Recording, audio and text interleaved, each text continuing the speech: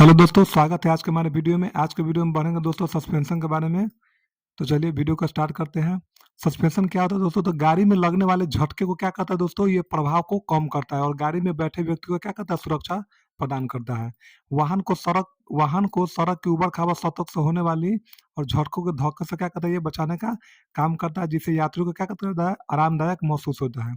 इसका मुख्य काम होता है सड़क पर चलने वाले झटके और कंपन को क्या करना? अवशोषित करना होता है, ताकि वाहन स्थिर से चले और नियंत्रित रखा जा सके। इसके इसके बाद यह पहियों और वाहन के चेसिस के बीच में क्या होता है? लगा रहता है सस्पेंशन। और स्प्रिंग और शॉक ऑब्जर्वर और घटकों से मिलकर क्या करता है दोस्तों? ये बना होता है। एक बार और ध्यान दे दीजिएगा, ट्रैक्टर में सस्पेंशन नहीं होता है, जिसके कारण इसमें चोट वगैरह आप ज़्यादा एहसास करते होइएगा। इसके बाद दोस्तों सस्पेंशन के जो 4 प्रकार है, देखिए सस्पेंशन का बहुत सारा टाइप है, लेकिन हमको इस 4 प्रकार के बारे में ही पढ़ना है, हमारे बिहार पुलिस ड्राइवर से रिलेटेड।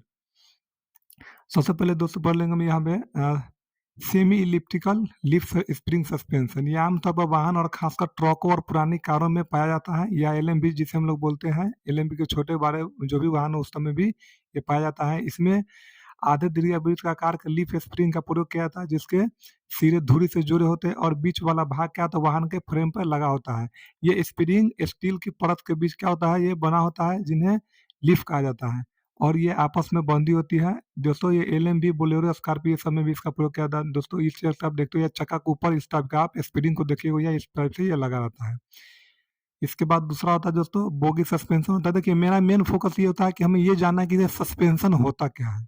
तो सस्पेंशन क्या होता है? जो दोस्तों ये गाड़ी के प्रभाव को, धक्का को, या जैसे ऊबड़-खाबड़ जो भी रोड वगैरह होता है, उसको क्या करता है? ये हमें आरामदायक महसूस कराता है और गाड़ी के चेसिस को क्या करता है? भार को भी ये सहन करके और बैलेंस बना के चलता है सस्पेंशन, है ना?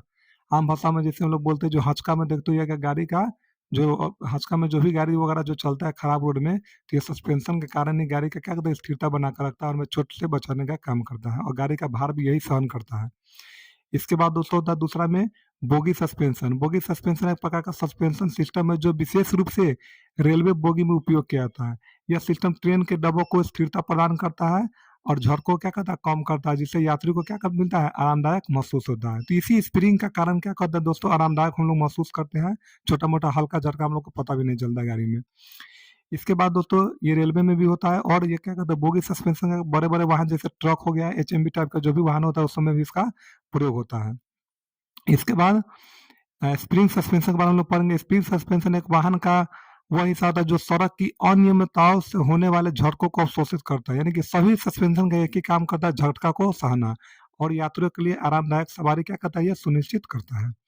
इसके बाद दोस्तों यह पहियों और वाहन के चेसिस के बीच में क्या होता है? लगा रहता है और स्प्रिंग, शॉक ऑब्जर्वर और लीकेज शामिल होता है। जैसे बाइक हो गया, टेम्पो, छोटे-बड़े वाहन जो भी होता है 2 चक्का 3 चक्का में इस टाइप का देखते होइएगा आप लोग, पीछे में लगा रहता है ना? या किसी वाहन में जैसे यामाहा के वाहन जो बड़ा-बड़ा गाड़ी आता है, उसमें से भी एक ही सस्पेंशन लगा रहता है, वो भी चक्का के साइड में बीच में हिस्सा में लगता है। बाकी गाड़ी में ये दोनों तरफ देखते होइएगा, जैसे हीरो होंडा स्प्लेंडर, ग्लैमर या अपाचे जो भी हो, दोनों साइड लगा रहता है। इसी को सस्पेंशन दोस्तों इसी को बोला जाता है। इसके बाद एक होता है दोस्तों चौथा में एयर सस्पेंशन होता है। एयर पे से सस्पेंशन एक ऐसा सस्पेंशन सिस्टम है जो पारंपरिक स्टील स्प्रिंग के बजाय हवा से भरे रबर गैस या एयर स्प्रिंग का उपयोग क्या करता है दोस्तों? करता है। इसमें क्या होता है दोस्तों? हवा भरा जाता है। ऐसे में बाकी सस्पेंशन में जो होता है, अभी जो देखिए स्प्रिंग का रहता है, जिसमें से लचक पैदा होता है और इसमें जो लचक होता है एयर के कारण होता है, एयर फ्लो के कारण, जिसमें एयर क्या कहता है? डाला जाता है। इसके बाद यह सिस्टम एक कंप्रेसर और इलेक्ट्रॉनिक कंट्रोल का उपयोग करता है, ताकि यह सुनिश्चित किया जा सके कि वाहनों को सही ऊंचाई पर बनाए रखा जाए और झटकों क्या किया जाता है? अवशोषित किया जाता है। जैसे इस टाइप का देख लीजिएगा दोस्तों, ये जो भी ये एयर सस्पेंशन का जो भी वाहन होता है, उसमें बहुत बड़ा-बड़ा या महँगा वाहन होता है। जैसे प्लेन हो गया, लग्ज़री कार हो गया, इलेक्ट्रिक बस हो गया, ये सब काफ़ी महँगा होता है। इसमें एयर सस्पेंशन का प्रयोग किया जाता है। इसमें थोड़ा भी झटका आपको पता नहीं चलेगा। इसके बाद दोस्तों हाइड्रोलिक सिस्टम के बारे में हम लोग जान लेंगे। हाइड्रोलिक सिस्टम क्या होता है? तो हाइड्रोलिक प्रणाली एक ऐसी प्रणाली है जो एक तरल पदार्थ के माध्यम, तरल पदार्थ मतलब होता है कि लिक्विड होता है, तेल होता है, ऑयल जिसे हम लोग बोलते हैं, के माध्यम से बल और ऊर्जा को स्थानांतरित क्या करता है दोस्तों? करता है। यह प्रणाली तरल पदार्थ के दबाव का उपयोग करके एक बिंदु से दूसरे बिंदु तक शक्ति को क्या करता है? संचारित करता है, प्रसारित करता है। हाइड्रोलिक प्रणाली के मुख्य घटक क्या होता है? एक द्रव होता है, आमतौर पर तेल या पानी का उपयोग किया जाता है, जो दबाव को संचारित करता है या बनाकर रखता है। इसके बाद इसमें एक पंप लगा होता है दोस्तों, यह द्रव को प्रणाली में प्रवाहित करता है, जिससे दबाव बनता है प्रेशर जिसे हम लोग बोलते हैं पंप के कारण। इसके बाद इसमें एक सिलेंडर होता है, यह द्रव के दबाव का उपयोग करके बल उत्पन्न करता है जिसमें यांत्रिक गति होता है। इसके बाद इसमें एक वाल्व होता है, वाल्व जिसे हम लोग बोलते हैं, यह द्रव के प्रवाह को नियंत्रित करते हुए जिससे प्रणाली की गति और दिशा नियंत्रित होती है। और इसके बाद होता है नली और पाइप, ये द्रव को एक स्थान से दूसरे स्थान तक क्या करता है दोस्तों, लेके जाता है।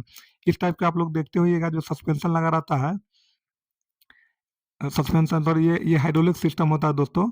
इसके थ्रू क्या क्या आता है दोस्तों, तो देख लीजिए हाइड्रोलिक प्रणालियों के उपयोग होता है। हाइड्रोलिक प्रणालियों का उपयोग विभिन्न प्रकार के अनुप्रयोगों में किया जाता है, जैसे भारी मशीन हो गया, उत्खनन हो गया, क्रेन हो गया, विमान हो गया, औद्योगिक उपकरण हो गया, वाहन हो गया, खनन उपकरण हो गया, बड़े बड़े ऐसे चीज के लिए हम लोग हाइड्रोलिक का प्रयोग करते हैं। जैसे ट्रैक्टर में भी अभी आप लोग देखते होइएगा जो ट्राली के बीच में हाइड्रोलिक लगा रहता है, वो ऑटोमेटिक क्या करता है, ट्रैक्टर को जो भी हम लोग सामान लेके आए रहते हैं, जो भी रहता है सामान, उसे क्या कहता है, पलटा दिया जाता है।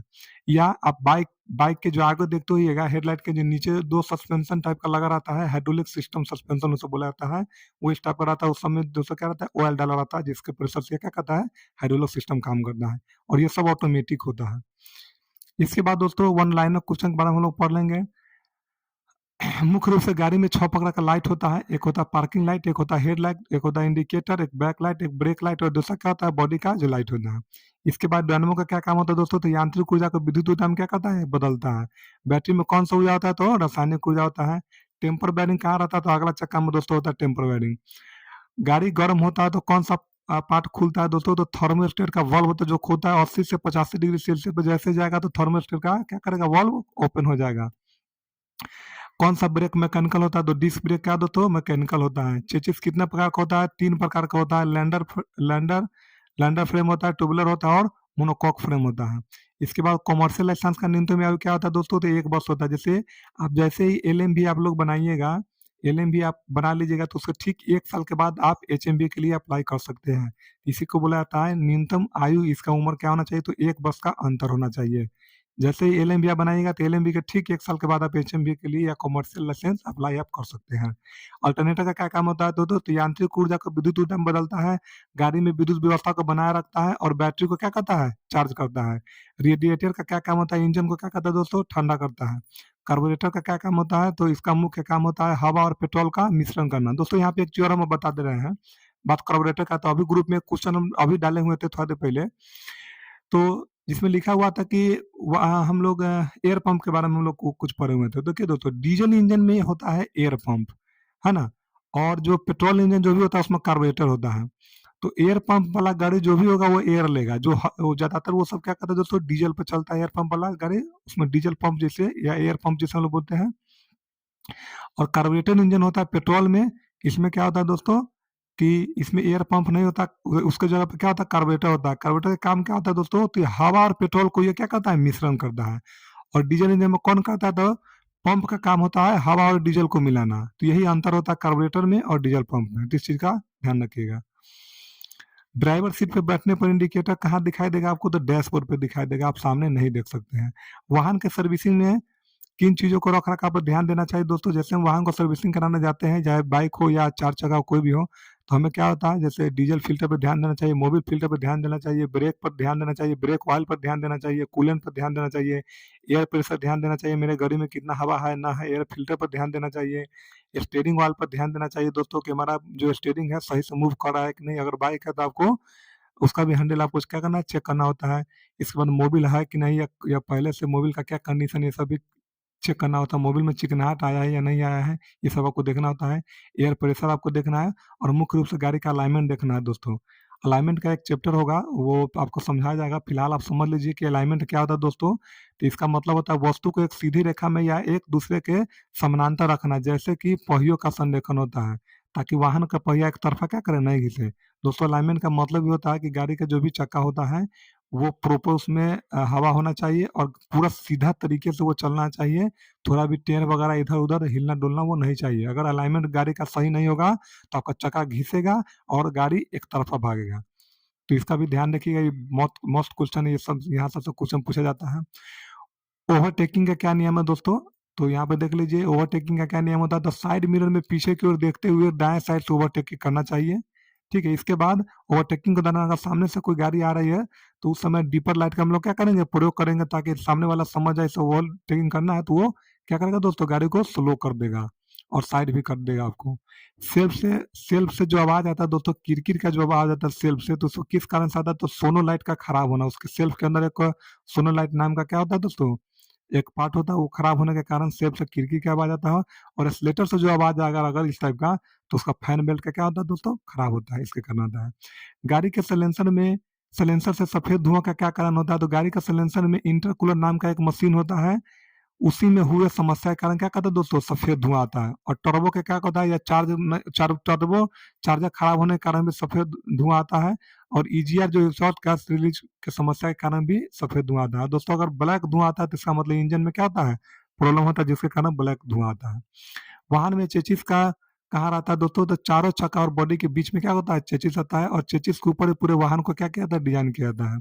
ड्राइव के हिसाब से वाहन दो प्रकार का होता है, एक लेफ्ट हैंड ड्राइव होता है, इसका प्रयोग विदेश में होता है। और हमारे भारत में राइट हैंड ड्राइव होता है। भारत में राइट हैंड ड्राइव को भारत में राइट हैंड ड्राइव से वाहन क्या क्या दोस्तों चलाया जाता है, यानी कि इसका मतलब ये समझिए कि भारत में कोई भी वाहन होगा तो जो भी चालक होगा तो वो क्या करेगा, राइट हैंड में गाड़ी चलाएगा, उसका हैंडल भी राइट हैंड में होगा। और को चालक होगा जो क्या करेगा, लेफ्ट हैंड साइड में बैठेगा। और विदेश में जो भी गाड़ी से चलता है दोस्तों, तो इसका जस्ट अपोजिट होता है, लेफ्ट में ड्राइवर होता है और को चालक जो होता है क्या होता है, राइट में होता है। दोस्तों तो ये एक छोटी सी जानकारी थी जो मुझे आप लोग को देना था। वीडियो अच्छा लगे तो वीडियो को लाइक सब्सक्राइब शेयर कीजिएगा। दोस्तों ग्रुप में बने रहिएगा, जो भी मटेरियल होगा आपको ग्रुप में भेजा जाएगा। धन्यवाद।